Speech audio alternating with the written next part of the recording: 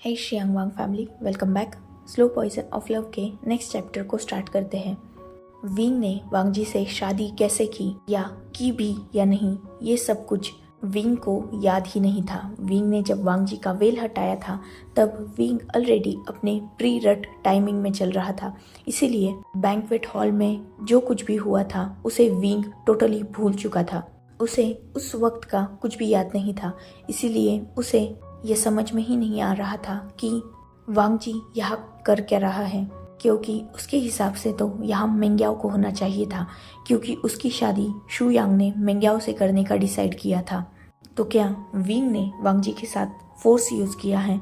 उसके अल्फा ने वांग जी को मजबूर किया है उसके साथ यहाँ आने के लिए, क्योंकि विंग क्लियरली देख सकता है कि वांग जी और वो खुद भी दोनों फुल्ली नेकेड है और वांग जी पूरी तरीके से विंग को रैप करके उसके सीने के ऊपर सर रखकर ही पीसफुली सो रहा है। अल्फा और ओमेगा फॉर्म में होते हुए भी नॉर्मल फॉर्म को ये पता होता है कि वो सामने वाले के साथ क्या कर रहे हैं। उन्हें उनकी सिंपली सारी मेमोरीज याद होती हैं, पर विंग को उसके अल्फा फॉर्म का कुछ भी याद नहीं था, क्योंकि विंग का अल्फा ये जानता था कि अगर वो अपने थोड़े भी नॉर्मल फॉर्म में रहा तो विंग वांग जी को कभी एक्सेप्ट करेगा ही नहीं, क्योंकि विंग वांग जी के और खुद के रिश्ते को लेकर बहुत ज्यादा कंफ्यूज है। इसीलिए विंग के अल्फा ने पूरी तरीके से बॉडी पर कंट्रोल ले लिया था, इसीलिए विंग को कुछ भी याद ही नहीं था। अगर बात वांग जी की जाए तो वांग जी को यह अच्छे तरीके से याद था कि उसके ओमेगा ने भी और उसने खुद ने भी विंग से क्या क्या कहा है और क्या क्या किया है, क्योंकि वांग जी और वांग जी का ओमेगा दोनों भी विंग को अपने दिल से पूरी तरीके से एक्सेप्ट कर चुके थे। इसीलिए इस पूरे रट पीरियड के दौरान वांग जी और वांग जी का ओमेगा दोनों भी विंग के साथ थे, उसे सर्व कर रहे थे और दोनों भी बहुत खुश भी थे अपने अल्फा को और अपने विंग को अपने पास देखकर। पर बात विंग की जाए तो उसे इस दौरान का कुछ भी याद ही नहीं था, इसीलिए उसे कुछ भी समझ में नहीं आ रहा था उसने आखिर किया क्या है और ये सब हो क्या रहा है। वो टोटली कंफ्यूज था। विंग पता नहीं कब से अपने ही ख्यालों में गुम था और वो लगातार वांग जी के उस ब्यूटीफुल फेस पर अपनी नजरों को रोके हुए था। अचानक विंग महसूस करता है कि वांग जी उसकी बाहों में धीरे धीरे मूव कर रहा है। विंग तुरंत अपनी आंखों को बंद कर लेता है और सोने का प्रिटेंड करने लगता है। बहुत देर हो चुकी थी, इसीलिए वांग जी ने अपनी आंखों को ओपन किया था। वांग जी जब महसूस करता है कि वो अपने विंग के अपने अल्फा के बाहों में है, उसके चेहरे पर एक ब्यूटीफुल स्माइल आ जाती है। वो अपनी नजरों को थोड़ा सा ऊपर करता है और विंग के उस हैंडसम फेस की तरफ देखता है जिसकी आंखें अभी बंद थी। वांग जी क्लियरली विंग के उन गर्म सांसों को, उसकी उस धड़कनों की स्लो साउंड को फील कर सकता था। सच में ये मॉर्निंग वांग जी के लिए सबसे बेस्ट मॉर्निंग है। वांग जी देखता है कि विंग ने उसे रैप करके रखा है और उसका एक हाथ वांग जी की शोल्डर पर है। वांग जी कुछ देर विंग को ऐसे ही देखता है और धीरे धीरे उसकी बाहों से छूटने की कोशिश करने लगता है, जिसमें वो थोड़ी देर बाद सक्सेसफुल हो भी जाता है। वांग जी बेड साइड टेबल से अपने क्लोथ्स को उठाता है, जिसे वहाँ विंग ने ही नीटली फोल्ड करके रखा हुआ था जब वो वांग जी की केयर कर रहा था। वांग जी उन क्लोथ्स को नॉर्मली अपने ऊपर डाल लेता है, क्योंकि अभी उसे फ्रेश होने ही जाना था। वो विंग के ऊपर अच्छे से उस कंबल को सेट करता है और विंग के फोरहेड पर एक हल्का सा किस करता है और बाद में उसके लिप्स पर एक पैक करके वो तुरंत ही वहाँ से अपनी मॉर्निंग रूटीन को कंप्लीट करने चला जाता है। जैसे ही थोड़ी देर बाद विंग ये महसूस करता है कि वांग जी वहाँ से जा चुका है, विंग धीरे धीरे अपनी आईज को ओपन करता है।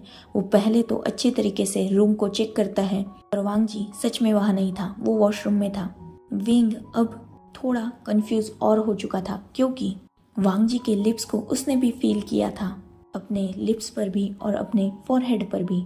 तो क्या ये सब कुछ जो भी हुआ वो वांग जी की मर्जी थी? पर वांग जी ऐसा क्यों करेगा? वो तो विंग से नफरत करता है ना। विंग अपने दिमाग पर जोर डालने की कोशिश कर रहा था, क्योंकि उसे लास्ट बात सिर्फ ये याद थी कि उसने उस ओमेगा को जो उसके सामने खड़ा था उसे एक्सेप्ट किया था शू यांग के फोर्स करने पर। पर उसके बाद की सारी मेमोरीज बहुत ज़्यादा धुंधली थी। विंग अपने ख्यालों में खो ही चुका था। तभी वो महसूस करता है कि रूम में कुछ हलचल हो रही है। वो ये देखता है कि वांग जी अब अपने आप को क्लीन करके बाहर आ चुका है। विंग फिर से तुरंत अपनी आंखों को बंद कर लेता है और सोने का प्रिटेंड करने लगता है। वांग जी फ्रेश होकर बाहर आ चुका था। उसने सिर्फ एक पतली सी इनर रोब पहन के रखी थी।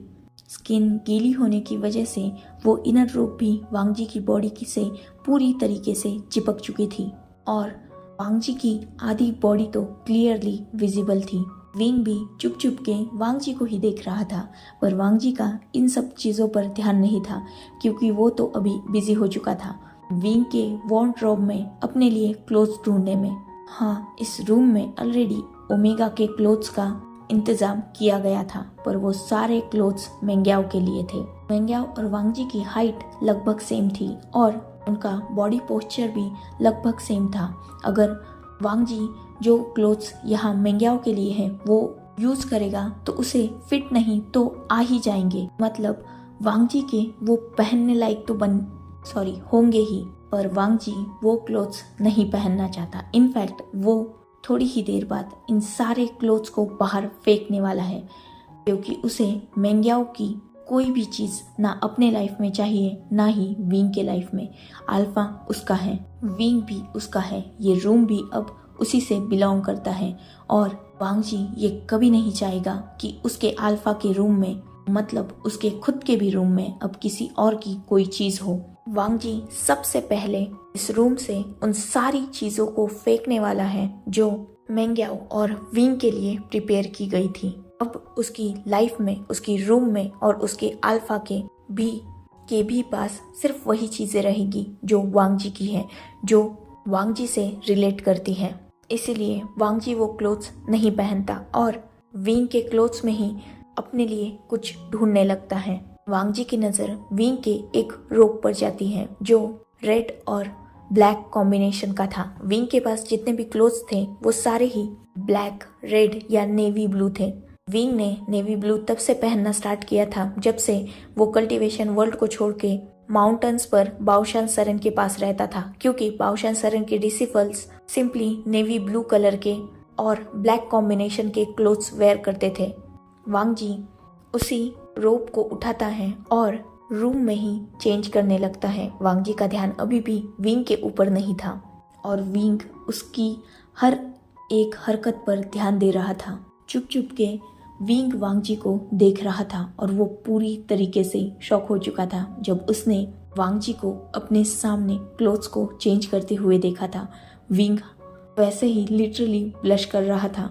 दूसरी तरफ वांग जी इन सब चीजों से अनजान अपने क्लोथ्स को, मतलब विंग के क्लोथ्स को अपने ऊपर एडजस्ट करने की कोशिश कर रहा था। विंग ऑब्वियसली एक अल्फा था, बहुत ज्यादा मस्क्यूलर था और उसकी हाइट भी अच्छी खासी थी। वांग जी से वो हाइट में बड़ा था, इसीलिए वांग जी को वो क्लोथ्स पहनने में बहुत ज्यादा प्रॉब्लम हो रही थी। पर वांग जी भी जिद्दी था, इसीलिए वो मुश्किल से उन रोप्स को कैसे तो भी करके अपने ऊपर फिट कर ही लेता है। पर सच में वो क्लोथ्स ओवर साइज थे, क्योंकि वो क्लोथ्स इतने ज्यादा बड़े थे कि उन्होंने वांग जी को ऊपर से लेकर नीचे तक कवर करके रखा था। वांग जी को देखकर ऐसा लग रहा था कि किसी न्यू बॉर्न बेबी को बड़े से टॉवल में लपेट लिया है और वो बेबी उस टॉवल के साथ स्ट्रगल कर रहा है। वांग जी को अपने क्लोथ्स के साथ स्ट्रगल करते हुए देखकर विंग को सच में बहुत प्यारा नज़ारा लग रहा था ये सब। खैर, वांग जी जब बहुत मुश्किल से उन सारे क्लोथ्स को संभालता है तब वो पलटता है। विंग तुरंत ही अपनी आंखों को बंद कर लेता है। वांग जी अभी भी ये समझ नहीं पाया था कि विंग जग चुका है। वैसे ही विंग के रोप्स को अपने हाथ में उठाता है। मतलब ऑब्वियसली वो रोप्स बहुत लॉन्ग थे, इसीलिए वांग जी को चलने में बहुत ज्यादा प्रॉब्लम हो रही थी। तो वांग जी उन्हें अपने हाथ में समेटता है, ऊपर करता है और धीरे धीरे बेड की तरफ बढ़ने लगता है। विंग ने अपनी आंखों को टोटली बंद करके रखा था और वो ऐसा प्रिटेंड कर रहा था जैसे वो बहुत डीप स्लीप में है। वांग जी बेड के पास पहुंचता है। वो नीचे विंग के पास ही, मतलब बेड पर बैठ जाता है और उन लंबी सी स्लीव्स को पीछे करके अपने हाथ को बाहर निकालता है। उन ठंडे हाथों को वो विंग के वार्म फेस पर रखता है। जैसे ही वांग जी के वो ठंडे हाथ विंग अपने फेस पर महसूस करता है। विंग को अपनी बॉडी में एक अलग ही सेंसेशन फील होने लगती है। बहुत मुश्किल से विंग ने अपने फेशियल एक्सप्रेशंस को कंट्रोल करके रखा था। वांग जी विंग के फेस को हल्के हल्के हाथों से सहला रहा था। उसके होठों पर एक ब्यूटीफुल स्माइल थी। वांग जी विंग को अच्छी तरीके से थोड़ा चेक करता है क्योंकि विंग अपने रट में था, इसीलिए वांग जी विंग की बॉडी को अच्छी तरीके से चेक करता है। अब विंग की बॉडी का टेम्परेचर बिल्कुल नॉर्मल था और की स्मेल भी बिल्कुल काम थी। उसके फेरोमोन्स भी पूरी तरीके से उसके कंट्रोल में थे, इसीलिए वांग जी समझ चुका था कि विंग का रट पीरियड अब खत्म हो चुका है। विंग को ऐसे देखकर वांग जी को एक तरफ अच्छा भी लग रहा था और अब उसे थोड़ा डर भी लग रहा था क्योंकि अब उसे विंग को सब कुछ एक्सप्लेन करना पड़ेगा और फाइनली अब उसे यीलिंग पेट्रियार्क से सामना करना पड़ेगा। विंग के अल्फा ने उसे एक्सेप्ट कर लिया है, उसे मार्क भी कर दिया है, पर क्या विंग वांग जी को एक्सेप्ट कर पाएगा? मोस्ट इम्पोर्टेंटली क्या यीलिंग पेट्रियार्क हांग वांग जुन को एक्सेप्ट कर पाएगा, वो भी अपने लाइफ पार्टनर के, अपने ओमेगा और अपने कंसर्ट के रूप में? पर इस बार वांग जी पीछे नहीं हटेगा। वो विंग हो, चाहे यीलिंग पेट्रियार्क हो या चाहे उसका अल्फा हो, हर किसी को अपने प्यार पर यकीन तो दिला के ही रहेगा क्योंकि वांग जी विंग से इतना प्यार करने लगा है कि वो अब एक पल भी विंग से दूर रह ही नहीं सकता। वो विंग की माफ़ी के लिए हर चीज़ करेगा। अगर विंग उसे पनिश करना चाहे तो वांग जी वो पनिशमेंट भी सहेगा, पर इस बार वो अपने अल्फा को नहीं छोड़ेगा। जो बेवकूफ़ियाँ उसने पास्ट में की हैं, वो उन बेवकूफ़ियों का असर ना अपने प्रेजेंट लाइफ पर आने देगा, ना ही अपने फ्यूचर लाइफ पर। वो बस अब अपने अल्फा के साथ एक पीसफुल लाइफ चाहता है और वांग जी उस पीसफुल लाइफ को हासिल करने के लिए किसी से भी लड़ेगा, चाहे वो पूरी दुनिया हो या खुद यीलिंग पेट्रियार्क हो। वांग जी अपने दिल में यही सब कुछ सोच रहा था। उसके चेहरे पर इतना टेंशन होने के बावजूद भी स्माइल बरकरार थी और वो लगातार विंग के फेस को सहला रहा था। धीरे धीरे वांग जी की नज़र विंग के फेस से हटकर उसके मार्क की तरफ जाती है, जो अभी ब्यूटीफुली शाइन कर रहा था। सच में वांग जी का मार्क विंग पर बहुत ब्यूटीफुल लग रहा था। वांग जी की स्माइल और भी ज़्यादा बड़ी हो जाती है उस मार्क को देखकर। You are absolutely right, love is poison for me also. Hang Wang Jun past में तुमसे बेइंतहा नफरत करता था, इसीलिए उसने तुम्हें पॉइजन दिया था, पर वो पॉइजन खुद हांग वांग जुन पर ही कब वर्क करने लगा ये बात उसे भी समझ में नहीं आई। और आज देखो तुमने क्या हाल करके रखा है मेरा। तुम्हारे लिए मैं पूरी दुनिया से लड़ चुका हूँ, अपने सारे रूल्स ब्रेक कर चुका हूँ, सबको धोखा दिया है, तुम्हें भी धोखा देकर तुम्हारा ओमेगा बन चुका हूँ। तुम्हारे प्यार ने स्लो पॉइजन बन के उस हांग वांग जुन को पूरी तरीके से खत्म कर दिया है और आज ये लानजान तुमसे बेइंतहा प्यार करता है और तुम्हारे लिए कुछ भी कर सकता है।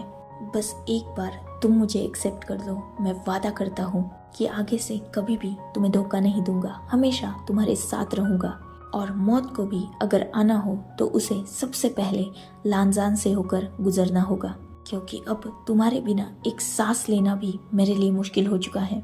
ये सब बोलते हुए वांग जी के चेहरे पर एक हल्की सी स्माइल थी। वहीं दूसरी तरफ विंग जब ये सब कुछ सुनता है वो टोटली शॉक हो चुका था क्योंकि उसे बिलीव नहीं हो रहा था कि हांग वांग जुन उसके सामने बैठकर उससे इतनी प्यारी प्यारी बातें कर रहा है।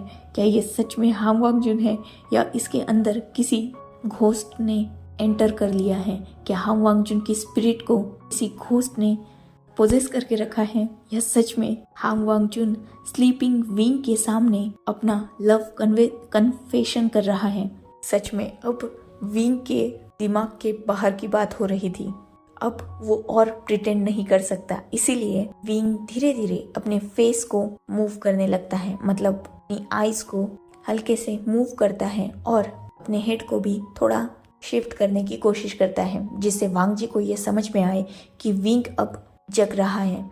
वांग जी भी जैसे ही ये फील करता है वो अपने हाथ को नहीं हटाता, बल्कि वो अपने फेस को और भी विंग के फेस के करीब लेके जाता है और विंग जब ये महसूस करता है कि उसके फेस पर वांग जी की वो हॉट ब्रीथिंग आ रही है वो थोड़ा फिर से शांत हो जाता है।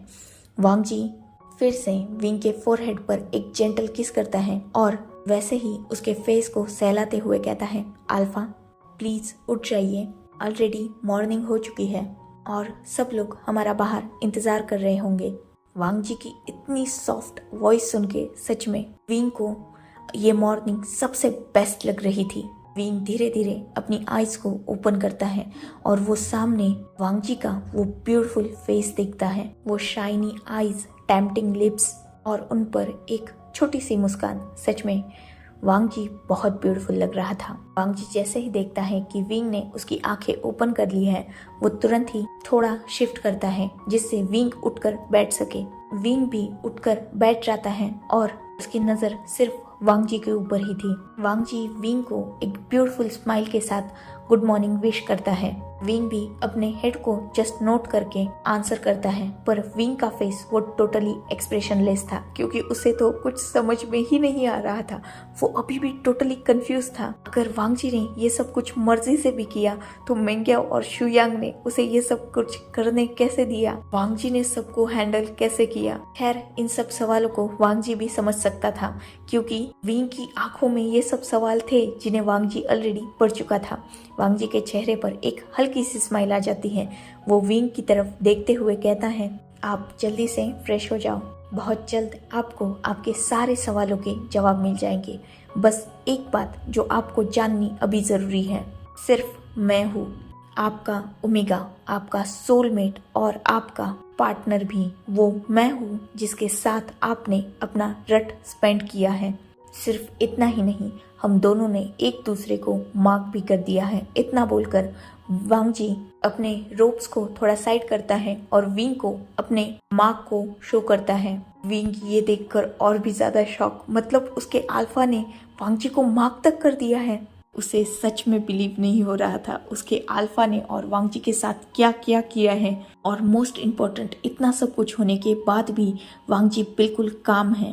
तो क्या वांग जी ने भी विंग को एक्सेप्ट कर लिया है? अगर हाँ तो क्यों, कैसे और किस लिए? क्या वांग जी ने ये सब कुछ फोर्स में आकर किया है? पर नहीं, वांग जी की बातें सुनकर तो ये बिल्कुल नहीं लगता कि वो किसी प्रेशर में है या किसी ने उसे फोर्स किया है ये सब करने के लिए। तो क्या ये सब कुछ वांग जी ने अपने दिल से किया है? अगर ये सच है, सच में ये सब कुछ वांग जी ने अपने दिल से किया है, तो सच में विंग से ज्यादा लकी और कोई नहीं हो सकता। उसका प्यार, उसका सोलमेट, उसका खुद का ओमेगा उसके पास है। इससे ज्यादा और विंग चाह भी क्या सकता है? ये सब कुछ अपने दिल में विंग जब सोच रहा था, उसके फेशियल एक्सप्रेशन बहुत ज्यादा अजीब थे जिन्हें वांग जी भी समझ सकता था। उसके चेहरे पर अभी भी वही स्माइल थी और उसी स्माइल के साथ वो फिर से विंग के फेस पर अपने दोनों हाथ रखता है और विंग की आंखों में देखते हुए कहता है, हम दोनों की शादी हो चुकी है। हम दोनों ने सबके सामने एक दूसरे को अल्फा और ओमेगा एक्सेप्ट किया है। आपने मेरे साथ अपनी रट स्पेंड की है। आपके अल्फा ने मुझे एक्सेप्ट भी किया है और मुझे मार्क भी कर लिया है। वो ये जानता है कि आपके साथ मैं था और अब आपको भी इस रियलिटी को एक्सेप्ट करना ही होगा। मैं जानता हूँ कि अभी मैं जो कुछ भी कह रहा हूँ इस पर आपको ज़्यादा यकीन नहीं है, पर मैं आपसे ये वादा करता हूँ कि बहुत जल्द आपको मुझ पर और मेरी सारी बातों पर यकीन होगा। अभी वक्त नहीं है, आप जल्दी से उठिए और फ्रेश हो जाइए। हम दोनों पिछले 7 दिनों से इसी रूम में हैं। अब हम दोनों को भी बाहर निकलना होगा क्योंकि बाहर भी हम दोनों की भी फिक्र हो रही होगी, इसीलिए आप जल्दी से रेडी हो जाइए। विंग जस्ट नोट करता है और वो तुरंत ही बेड से नीचे उतर जाता है और सीधा बाथरूम में चला जाता है। विंग का इतना कंफ्यूज फेस देखकर वांग जी अभी भी स्माइल कर रहा था। वो तुरंत ही बेड से उठ जाता है और खुद भी रेडी होने लगता है, मतलब अपने हेयर्स वगैरह सेट करने लगता है। आज उसने अपना फॉरहेड रिबन बिल्कुल नहीं पहना था क्योंकि अब वो लैन क्लैन से नहीं बल्कि वे क्लैन से बिलोंग करता था। अब वो लान वांग जी नहीं बल्कि वे क्लैन के वी वुशियान की ब्राइड था, उसका ओमेगा था। आज उसने अपनी लाइफ में फर्स्ट टाइम ब्लैक और रेड क्लोथ्स पहने थे, वरना इससे पहले तो लैन क्लैन में वो हमेशा से ही व्हाइट क्लोथ्स में ही रहता था। पर अब वो विंग से बिलोंग करता था, इसीलिए विंग की हर चीज को एक्सेप्ट करना उसका फर्ज भी था और उसकी मर्जी भी थी। वांग जी अपने हेयर्स को अच्छी तरीके से टाई अप करता है और उन रोप्स को बहुत मुश्किल से संभालते हुए मेन डोर के पास आ जाता है। वो जानता था कि जैसे ही ये डोर खुलेगा उसे बहुत सारे सवालों के जवाब देने होंगे। उसे थोड़ा सा डर भी लग रहा था सबको फेस करने में, पर अब वो अपने लिए खुद स्टैंड लेगा, किसी की भी बातें नहीं मानेगा। अब वो अपने और अपने अल्फा के लिए लड़ेगा। वांग जी ये सब कुछ सोच ही रहा था कि उसे अब सबसे क्या बात करनी है या उसे सबको फेस कैसे करना है। ये सोचते हुए जैसे ही वांग जी उस रूम के डोर को ओपन करता है, वो जैसे ही सामने सबको खड़ा देखता है टोटली शॉक हो जाता है। उसने सोचा नहीं था कि ये सब अभी उसके डोर के बाहर ही उसे मिल जाएंगे। उसे तो लगा था कि वो बाहर जाएगा और थोड़ी देर बाद सबको फेस करेगा, पर इन सब ने तो विंग के रूम के बाहर ही भीड़ लगा के रखी है। जैसे ही वो सारे बैरियर्स हटे थे और रूम का डोर ओपन हुआ था, बाहर सबके सब मौजूद थे। मतलब सारे क्लैंस के क्लैन लीडर शू यांग, शाओ शिनचैन, यहाँ तक कि पूरा लैन क्लैन भी वहाँ मौजूद था। मतलब सारे लैन क्लैन के एल्डर्स। और मोस्ट इम्पोर्टेंट, जैसे ही वांग जी ने डोर ओपन किया था उसकी नजरें सीधा मेंग्याओ पर गई थी, जो अभी बहुत ज़्यादा गुस्से में था। उसकी आंखें टोटली रेड हो चुकी थी। वांग जी मेंग्याओ को देखकर ये क्लियरली बता सकता है कि इन 7 दिनों में मेंग्याओ शायद ही सोया होगा। और मेंग्याओ के साइड में ही शू यांग खड़ा था, जो भी बहुत गुस्से में लग रहा था। मेंग्याओ का हाल थोड़ा ज्यादा ही बुरा था। शू यांग ठीक ठाक लग रहा था, हाँ वो भी गुस्से में था, पर मेंग्याओ की तरह वो मैसी नहीं लग रहा था। मेंग्याओ भले ही वेली ड्रेसअप था, पर फिर भी उसकी आंखों को देखकर ये साफ नजर आ रहा था कि वो शायद बहुत दिनों से सोया नहीं है। उसने ठीक से खाना भी शायद ही खाया होगा। उसका पूरा चेहरा पेल पड़ चुका है, आंखों के नीचे बहुत सारे डार्क सर्कल्स है। फिर भी उसकी आंखें बहुत ज्यादा गुस्से में है, जैसे उसकी आंखों में ही खून उतर के आया है। वहीं दूसरी तरफ शू यांग का हाल भी कुछ अलग नहीं है। उसका चेहरा ठीक ठाक है, पर उसका भी चेहरा थोड़ा पेल है और आंखों के नीचे डार्क सर्कल्स तो नहीं है, पर उसकी आंखें भी गुस्से से पूरी तरीके से लाल है। वांग जी पहले तो उन सबको यह देखकर थोड़ा शॉक होता है, पर वो तुरंत ही खुद को काम कर लेता है। उसे इस सिचुएशन से डील कभी तो करनी ही थी ना, तो अब ही सही। और अब उसे डर नहीं है। विंग या ये पूरी दुनिया अब उसे कुछ भी कह ले, उसकी पोजीशन चेंज नहीं होने वाली। उसका अल्फा है, उसका ही रहेगा। उसका विंग अब उसे छोड़ के कहीं नहीं जा सकता, क्योंकि विंग और वांग जी ने एक दूसरे को मार्क किया है, एक दूसरे के साथ अपनी हीट और रट स्पेंड की है। मोस्ट इम्पोर्टेंट, विंग के अल्फा ने वांग जी को और वांग जी के ओमेगा को दोनों को भी एक्सेप्ट कर लिया है। इसीलिए अब वांग जी को ये तो डर बिल्कुल नहीं है कि विंग उसे छोड़ के जाएगा। और अगर उसे विंग के खोने का डर नहीं है तो उसे इस दुनिया में किसी भी और चीज से डर नहीं लगता। वो अपने क्लैन से भी लड़ेगा, पूरी दुनिया से भी लड़ेगा, मेंग्याओ से भी लड़ेगा और शू यांग को भी देख लेगा। वांग जी अपने दिल में ये सब कुछ सोच रहा था और बाहर सब पर अपनी नजरें डाल रहा था।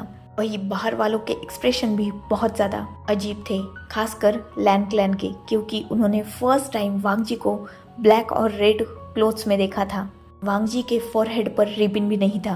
लैन क्लैन वाले ये क्लियरली समझ चुके थे कि अब वांग जी पूरी तरीके से विंग का ओमेगा बन चुका है और अब वांग जी पर लैन क्लैन का एक हद तक ही हक होगा, क्योंकि वांग जी अब किसी और का ओमेगा मेट है। वही वांग जी को ऐसे देखकर सिर्फ लैन क्लैन ही नहीं, बाकी सारे क्लैंस भी बहुत ज्यादा शॉक थे, क्योंकि उन्होंने भी द ग्रेट नोवेल हांग वांगजुन को फर्स्ट टाइम ऐसे लुक में देखा था। वही मेंग्याओ, उसका तो वांग जी को देखकर पूरी तरीके से गुस्सा आउट ऑफ कंट्रोल हो चुका था। इससे पहले कि मेंग्याओ वांग जी से कुछ कह पाता या अपना आगे कुछ मूव कर पाता, अचानक सबका ध्यान एक छोटी सी आवाज की तरफ जाता है। सब उस तरफ देखने लगते हैं। विंग एक्चुअली फ्रेश होकर बाहर आ चुका था और डोर ओपन होने की साउंड से सबका ध्यान उस तरफ गया था। विंग ने भी एक पतली सी रोप पहन के रखी थी। विंग अभी अभी फ्रेश होके आया था, जिस वजह से उसकी बॉडी गीली थी और वो रोप उसकी बॉडी से टोटली चिपक चुकी थी। उसकी बॉडी क्लियरली विजिबल थी। विंग का चेहरा भी बहुत ब्यूटीफुली ग्लो कर रहा था। क्योंकि ऑब्वियसली अल्फा का रट पीरियड और ओमेगा का हीट पीरियड खत्म होने के बाद उसके चेहरे पर ग्लो आ जाता है। विंग एक डोमिनेटेड अल्फा था और इस बार उसका अल्फा टोटली सेटिस्फाइड था और वो सेटिस्फेक्शन विंग के फेस पर क्लियरली देखा जा सकता था।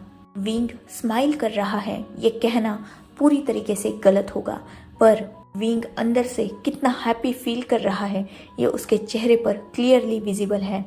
उसके फेस की वो शाइन उसके स्माइल की मोहताज नहीं है। विंग का अभी किसी पर भी ध्यान नहीं था, वो तो बस ऐसे ही बाहर आया था और अपने रूम में अपनी नजरें दौड़ा रहा था ताकि वो वांगजी को ढूंढ सके। विंग की नजर वांगजी की तरफ जाती है जो अभी डोर पर खड़ा था।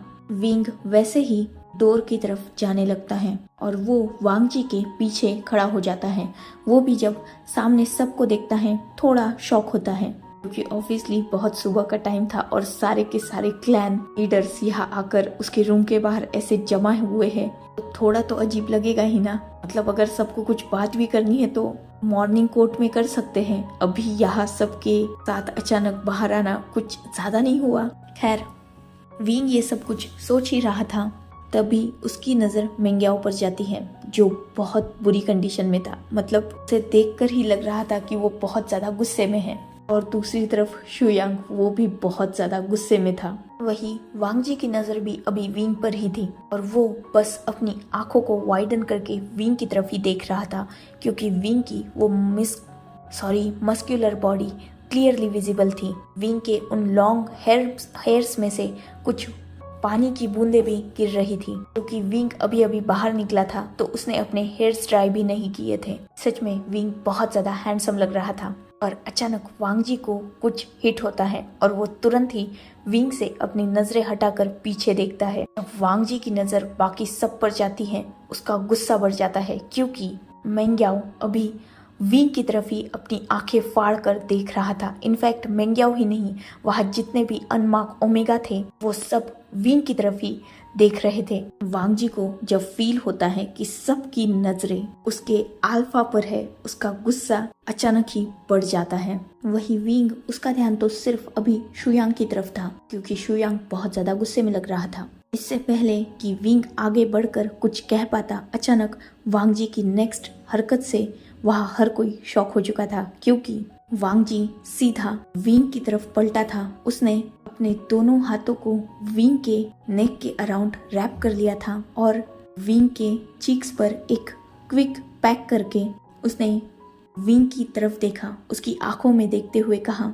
अल्फा, मैंने आपके क्लोथ्स ऑलरेडी निकाल कर रख दिए हैं, चलिए मैं आपकी हेल्प कर देता हूँ रेडी होने में। इतना बोलकर वांगजी खुद होके विंग के नेक के पास से उसके रोप को हल्का सा साइड को करता है जिससे विंग का मार्क क्लियरली सबको विजिबल था। सब विंग का वो मार्क देखकर थोड़ा शॉक हो चुके थे, थोड़ा नहीं बहुत ज्यादा शॉक हो चुके थे, खासकर शुयांग और शाओ शिनचैन। शाओ शिनचैन के चेहरे पर वो मार्क देखकर एक बड़ी सी स्माइल आ चुकी थी क्योंकि जब विंग ने वांगजी को रिजेक्ट किया था तो वो मार्क पूरी तरीके से जल रहा था और बहुत ज्यादा डार्क हो चुका था, पर अब वो मार्क पूरी तरीके से ठीक था और बहुत ज्यादा ब्यूटीफुली शाइन कर रहा था। वही शुयांग भी ये समझ चुका था कि ये सब कुछ उन दोनों के सोलमेट बॉन्ड के कारण हुआ है।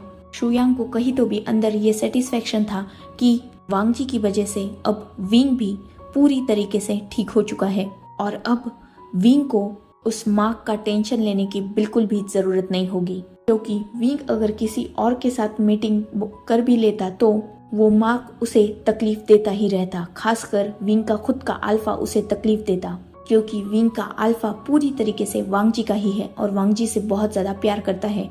ये तो शुयांग की जिद थी जिस वजह से विंग और उसके अल्फा को मजबूर होना पड़ा था मेंग्याओ से शादी करने के लिए। पर शुयांग, शाओ शिनचैन, यहाँ तक कि खुद मेंग्याओ भी ये जानता था कि विंग का अल्फा कभी भी उसे एज मेट एक्सेप्ट नहीं करेगा। मेंग्याओ को इस बात से कोई प्रॉब्लम थी भी नहीं क्योंकि उसे तो सिर्फ विंग को हासिल करना था, उसे विंग का मेट बनना था, विंग को अपने पास रखना था। विंग अभी अपने शॉप में था और वांगजी, उसने अब थोड़ा सा विंग के साथ डिस्टेंस मेंटेन किया था और वो मुड़कर सबकी तरफ पीछे देख रहा था। उसे सच में मेंग्याओ के फेशियल एक्सप्रेशन देखकर बहुत ज्यादा हंसी आ रही थी, क्योंकि मेंग्याओ पूरी तरीके से बहुत ज्यादा गुस्सा हो चुका था। उसकी आंखें और भी ज्यादा लाल हो चुकी थी। वांग जी मेंग्याओ को एक टीजिंग स्माइल देते हुए कहता है, सॉरी पर आप सब लोगों को ऐसे न्यूली वेडेड कपल के रूम के बाहर भीड़ नहीं लगानी चाहिए, क्योंकि ऑब्वियसली हम दोनों न्यूली वेडेड कपल है और ये हमारा पर्सनल रूम है और हमारे पर्सनल रूम में हम कुछ भी कर सकते हैं। और आप सब लोगों का ऐसे बाहर खड़े होकर ये सब कुछ सुनना थोड़ा मतलब मुझे कोई प्रॉब्लम नहीं है और ना ही मेरे अल्फा को, पर आप लोगों को प्रॉब्लम हो सकती है। वैसे भी हम लोग न्यूली मैरिड है, अल्फा ओमेगा है, एक दूसरे के सोलमेट है एंड मोस्ट इम्पोर्टेंट हम दोनों भी मार्क्ड है। इतना बोलकर वांग जी खुद होके अपने रोप को थोड़ा सा अपने खुद के नेक से भी हटाता है और सबको अपना अल्फा मार्क दिखाता है। ये देखकर तो बाहर हर किसी की शॉक में आंखें और भी ज्यादा बड़ी हो चुकी थी, क्योंकि वांग जी के नेक पर भी विंग का वो अल्फा बाइट बहुत ब्यूटीफुली शाइन कर रहा था। वांग जी उस मार्क को शो ऑफ करते हुए अपनी बात को कंटिन्यू करता है और शेमलेसली कहता है, वो क्या है ना, मेरे अल्फा को मुझ पर मर्सी दिखाना पसंद नहीं है और उससे मुझे कोई प्रॉब्लम नहीं है, पर आप लोगों को प्रॉब्लम हो सकती है। अगर फिर भी आपको यहाँ रहना है तो मैं क्या कर सकता हूँ, वो आपकी मर्जी है। इतना बोलकर वांग जी उस रूम के डोर को बंद कर लेता है और ये वांग जी की शेमलेस बातें सुनकर हर कोई टोटली शॉक था, स्पेशली लैन क्लैन वाले। उन्हें बिलीव नहीं हो रहा था कि नॉवल हांग वांगजुन ऐसी शेमलेस बातें कर सकता है। वहीं दूसरी तरफ मेंग्याओ, उसका तो मुंह बन चुका था क्योंकि उसे वांग जी पर बहुत ज्यादा गुस्सा आ रहा था। मेंग्याओ गुस्से में है, विंग शॉक में है और वांग जी अपने शेमलेस टॉक में और ये चैप्टर एंडिंग में। Goodbye, take care, enjoy your beautiful life.